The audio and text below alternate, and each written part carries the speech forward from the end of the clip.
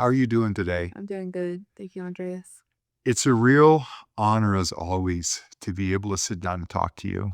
I know we get the chance now and again during the week, when you come in, but I just want you to know this. I always consider it a great honor to be able to listen to what you have to say. Yeah, I love listening to what you have to say. Oh, thank you. Thank you. So, we're here today to talk about you as a facilitator. You've seen many clients. How many clients have you seen, Meixa? I think we're at 80 now.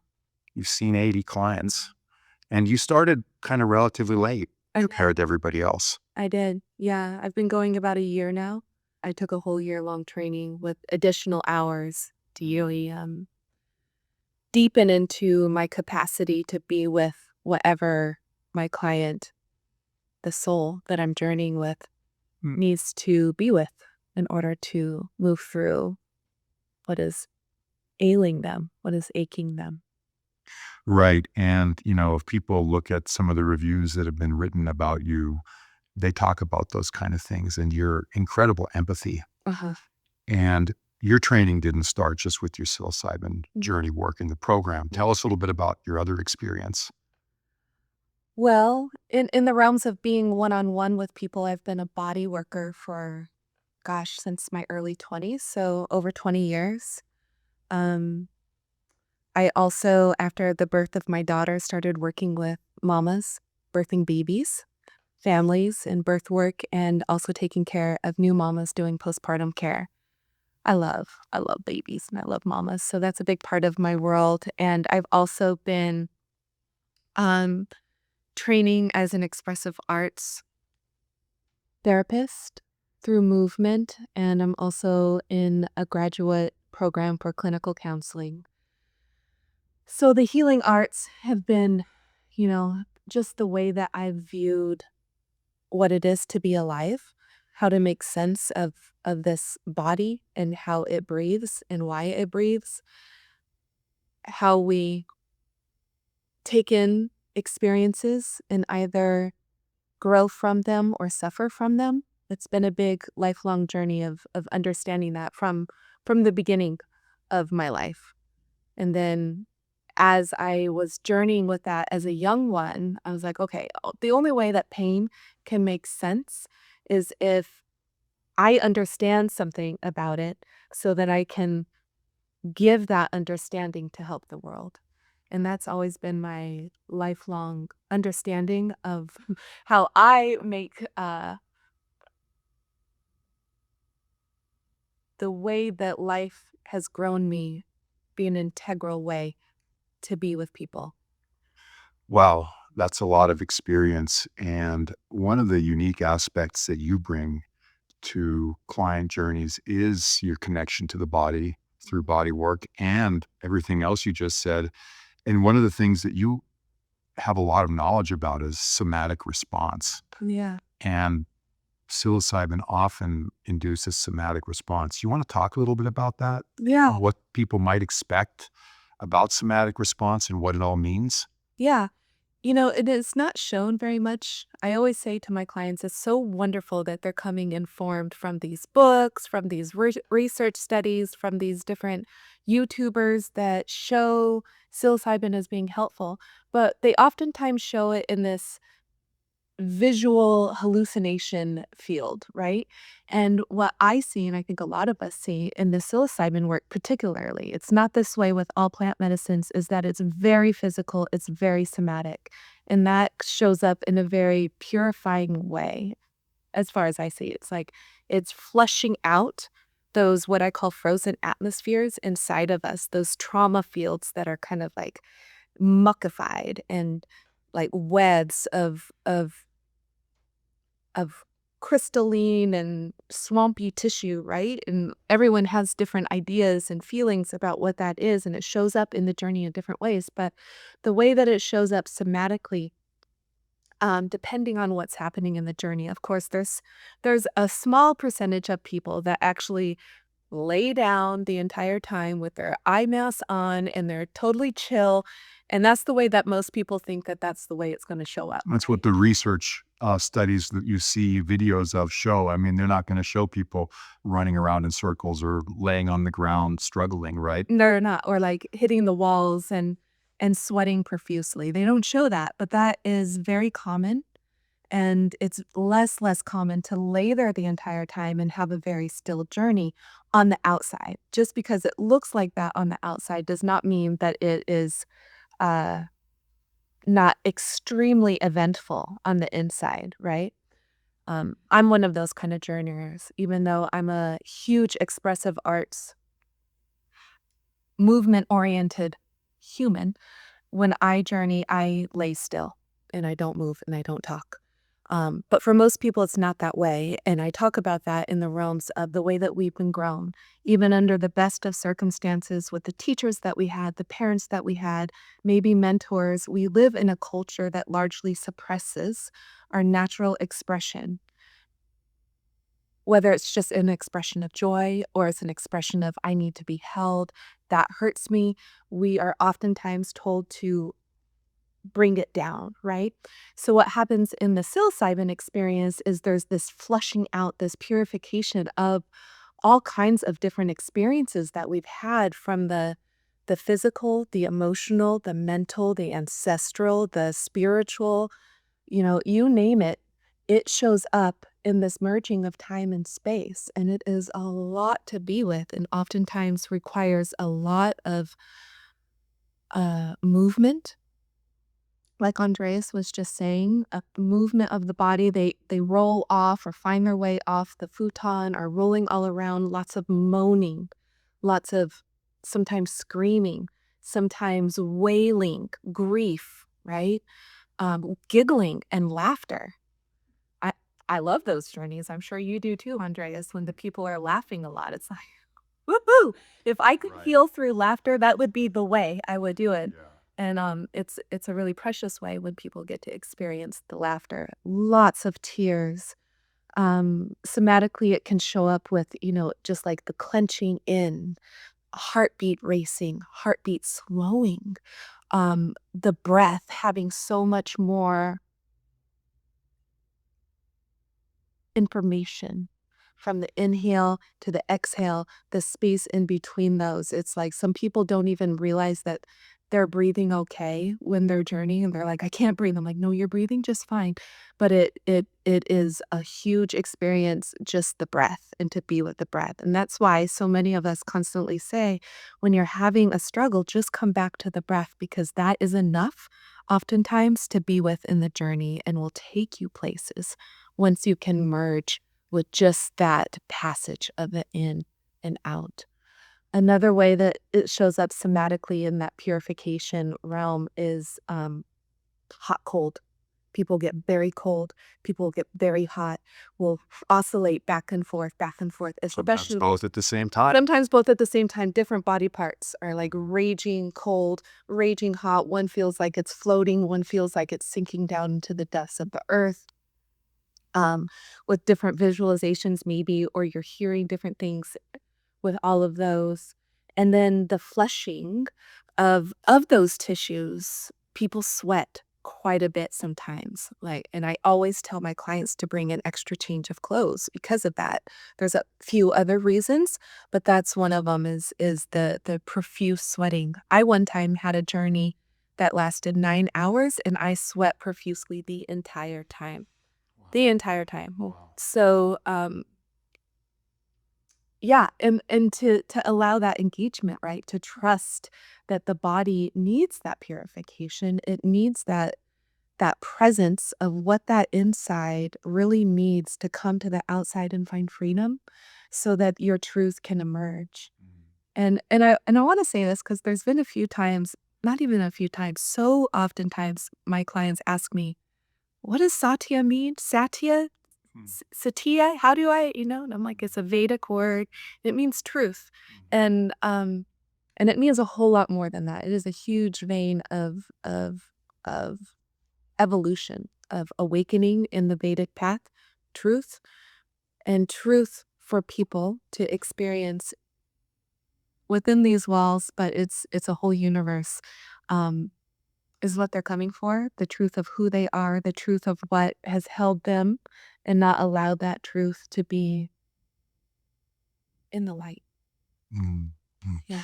Wow. Well, that's a lot. And I would imagine someone listening to that would say that is like anything can happen. Yeah. And we can go back to somatic response to a book called The Body Keeps the Score, Mhm. which is a textbook. It's amazing. And I know you're very familiar with it. So, really, what you're kind of saying is heading into a journey with somatic response, you can expect anything to happen and come up. And that's a good thing. And maybe nothing will happen and come up. And whatever does happen is normal. Yeah. Yeah, there is a wide range in the spectrum of normal in the journey. And I always tell my clients in the prep sessions before, anytime you're wondering, is this normal? Just ask me so I can normalize it for you and you can sink deeper into the realm of I'm safe.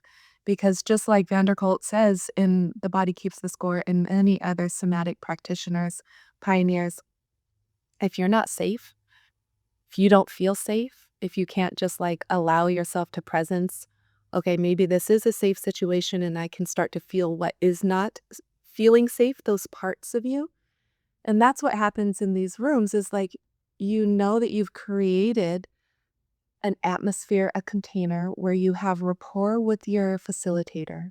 You know that there's agreements that are made for you precisely, that you're going to have the kind of touch that is most um, beneficial for you and what kind of music, that you have agency so that when the stuff comes up that is like, well, this is a part of my life that feels very unsafe, that you know that you've created a container that is of safety, Mm. that is just for you, and that you have a person, me or Andreas or any other facilitator in Satya, that's going to be with you no matter what happens. And it's pretty rare in this life, especially as we got older from being babies and toddlers, to have somebody that will be with you on an extended journey, not just 55 minutes, because this is the end of our session, on an extended journey and will be with you however long that takes to go through whatever you go through and will tend to you with care, with wisdom. Yeah, Yeah. that's true. And when you talk about the length of the average journey length is 6 to 8 hours where you're in the room with the facilitator, maybe bathroom breaks. We've on occasion had journeys that last 8, 10, 12 hours. It's very infrequent, but we're there for the duration. There's no, okay, it's time to go, right? That's right. Yeah. No, we have to be sure that the person's ready to be with themselves. Oftentimes people do journey um knowing that they have a loved one that's going to be on the other side that's, staying at the hotel with them, and that's really wonderful when that happens. But not everyone has that resource of a loved one on the other side. So we're there no matter how long we need to be to ensure that that person is ready. And ready doesn't mean that you're going to be back to normal. I often say like, we hope that you never go back to normal, right? That's why you're coming. You're coming for a change. You're coming to be changed hopefully forever. And when you leave, there's a big reason why you're not allowed to drive yourself. You're not ready to drive. I point out curbs. You're still going to be seeing glimmers. Um, you might hear things still more sensitively. You might feel tenderness, a lot of tenderness and wide openness, or just like, holy moly, that was a lot. Most people are very exhausted. So, all those things combined, we're pretty good at knowing when a person is ready. That person needs to know that they're mostly ready, and then we get them back to their their Airbnb or hotel. Make sure that you have good water and some food, or order in food and just take it really easy. No multitasking. Stay off your phone.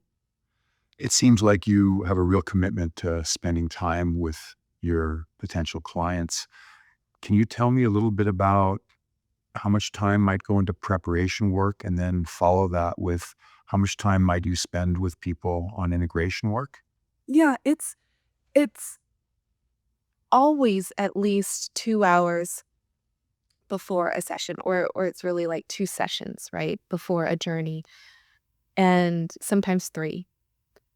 If somebody needs more, of course, we'll do more, but I find that most people don't need more. I work in a way that, and I always tell my clients, I'm here for as much as you want to tell me or as little as you want to tell me about your history and what brings you here. And some people are very, very private. They don't want to share that much. They don't have to. Some people want to share everything, and I'll listen. Andreas, I'm sure you will too. I don't find particularly that the people that told me less have less of an impactful journey, that we all have, and I'm one of them. I'm a very private journeyer.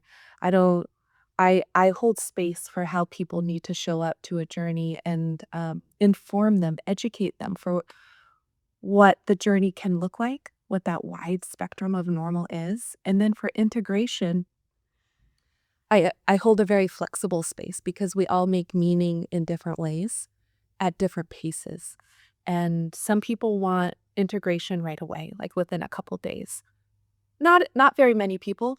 Most people are somewhere between like around a week to 2 weeks. I have in the last couple months had a lot of people that wait a month and a half to 2 months for whatever reason. Maybe it's just spring, everyone's busy, there's a lot changing, people are making moves. And so I like to leave that part very flexible because um, it feels honoring to how that person is integrating, meaning making, and able to see what has changed, sleep patterns, eating habits, responses, those conversations that have been hard with loved ones that are maybe changing or that you've moved forward and wrote letters and are waiting for that impact, right? That is all a huge part of the journey, as well as, and this is a big reason why I love psilocybin so much, is research is showing for at least 2 months after a person's journey, psilocybin is still inside the brain, still inside the nervous system, able to create more plasticity and neuroregenesis. And so for that 2 months after the journey, there's so much change that can continue to happen in that 6 to 8-hour journey that you had here with us has more of that ripple ability to make change because of the easeful plasticity and availability, readiness of the brain to change. And so, as the brain is changing on the outside in those 2 months, it's really normal to feel more exhausted, Mm. to feel like I call it not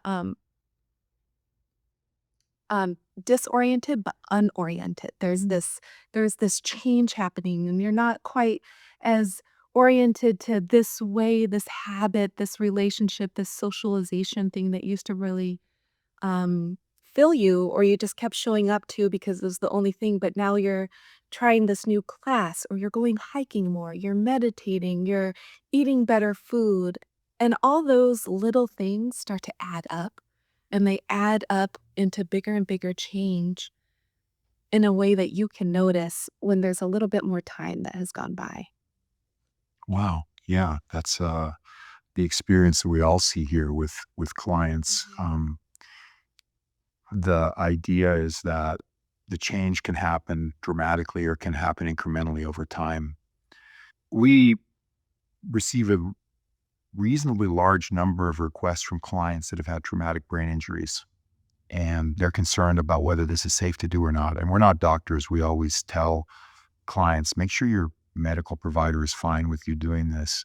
You've had a traumatic brain injury, Yeah. and would you want to talk a little bit about traumatic brain injury and psilocybin and anything that might be helpful to people that have had a traumatic brain injury? Yeah.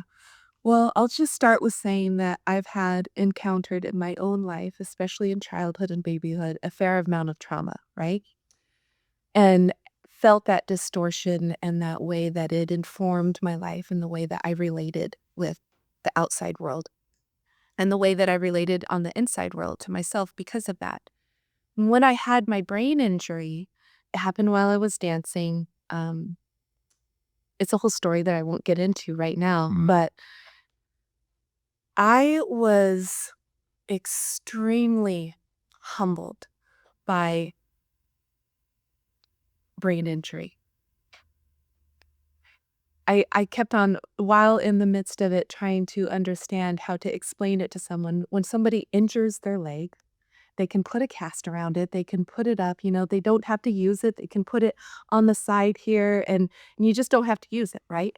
But when you injure your brain has to keep working. It has to keep telling all the body how to keep processing, breathing, organs working, digesting, eliminating, all the things, right? As well as doing, still showing up for your life in whatever way that you can, even if it's just breathing.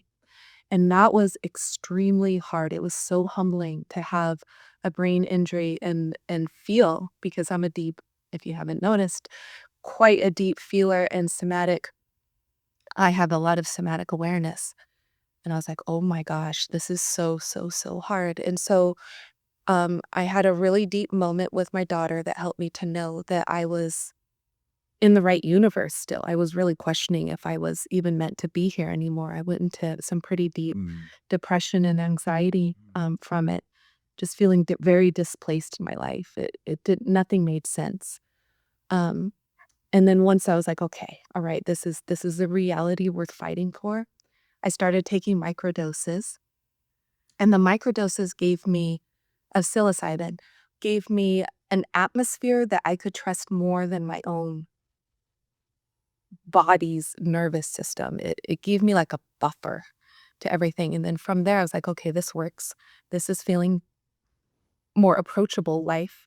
And so then I started taking some deeper dives with bigger doses of psilocybin. And, I mentioned a little while ago how I had that 9-hour journey where I sweat profusely.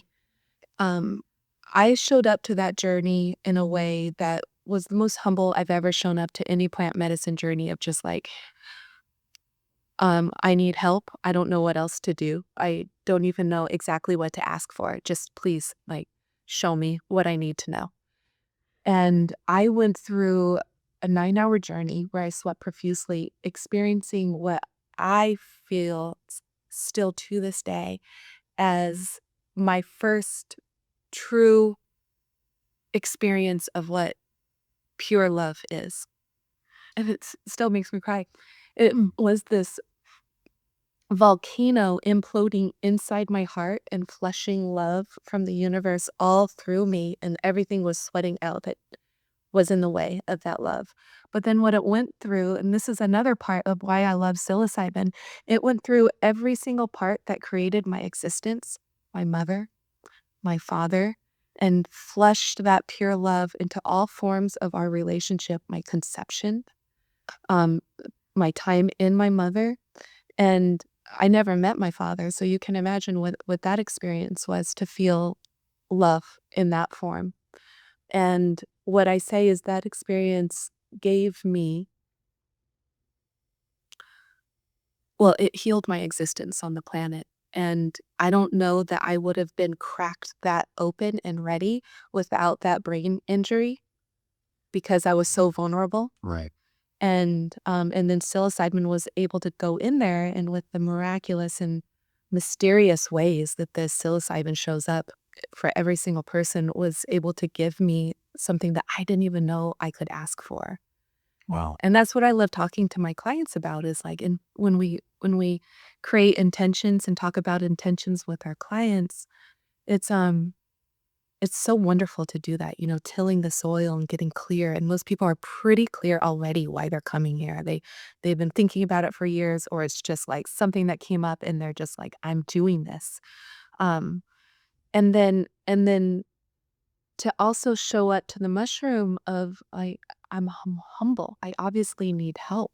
And that's why I'm here, because even with all of this stuff that I know that has ailed me for all of these decades of my life, or this experience that I had that I know is holding back um, me from living in my truth and my pure potentiality, I need help. Please help me. Mm. And that's what psilocybin is so extraordinarily wonderful for. And that, I always just bow to this mushroom of just like, we don't know what's going to happen in the journey. And, all of us here show up knowing every single day that we don't know what's going to happen for a person in the journey, and we're going to be there for it. And that we trust. I mean, I'm sure you could talk about as much as I can, or any facilitator, how much we've grown to really trust this mushroom. And how mysterious its intelligence still is, the Right. way that it helps people. Right. Well, certainly, appreciate you sharing that deep personal experience and how psilocybin transformed your life. And I think just the remarkable thing is I meet a lot of the clients that you work with, and we can see the transformation when they walk out. And you've been very successful in helping clients get to that space by containing that container for them. Is there anything else you'd want to tell somebody watching this video before we wrap up? Yeah, I think we were just talking about it right before, and I've mentioned it a little bit, but just as a little education to inform that wonderfully a lot of people are coming because of Michael Pollan or other YouTube or podcasts and the research that they're looking at. And like we mentioned, a lot of people just see that it's supposed to look hallucinogenic, right? For it, Right. I'm supposed to trip. I'm supposed to trip, and it's going to be a visual trip. Right. And that is not the only way that psilocybin shows up as a journey. It shows up sometimes for some people in a visual field, not everyone. Some hear a lot. They they hear music. They hear people talking to them, and maybe they'll talk back. It shows up very somatically. Inner sensations in the body are very physical. A lot of kinetic movement is needed, emotions. Some people will only have a journey with tons of emotions. Won't really see much. Maybe they'll have like little things here and there of like guideposts of like this is what was happening, but it was just like a profuse feeling of so much emotion. Um an expression. Sati, I always say these walls are very, very attuned to receiving a lot of expression, and that is a huge way that people experience movement, freedom, truth, healing, knowledge in this experience is by finally voicing, expressing what hasn't been expressed yet, and they'll be talking to who knows what, and we'll always be writing it down, and then we can talk about it in the integration, but oftentimes what it is it's a meeting ground of some of those auditory, lots of feelings, some visualizations that show up in different percentages at different chapters of the journey. And so, what I would really love to relay, and I'm having to say a lot to my clients, and I was just speaking with Andreas about it, is that if the journey is not showing up for you the way that you thought that it is supposed to, for you to receive the healing and the change that you're really coming for, um, accept how you are as a journeyer, how psilocybin is showing up for you. Allow yourself allow yourself to get to know yourself in that space of, "Oh, I'm actually feeling a lot, and with that feeling, I hear a lot of music," and that's the way it shows up for me, right? And that can help so much because you're not here to suffer during your journey, and research is even showing there's been research even showing that you do not have to have hallucinations. I don't even like that word, visualizations to have change, lasting change, beneficial change. Well, Meixa, thank you so much. This time flew by. Yeah. And as always, it's been insightful to me to hear what you have to say. And I think the people watching this video are going to get a benefit too. So thank you so much. Yeah. Thank you, Andreas.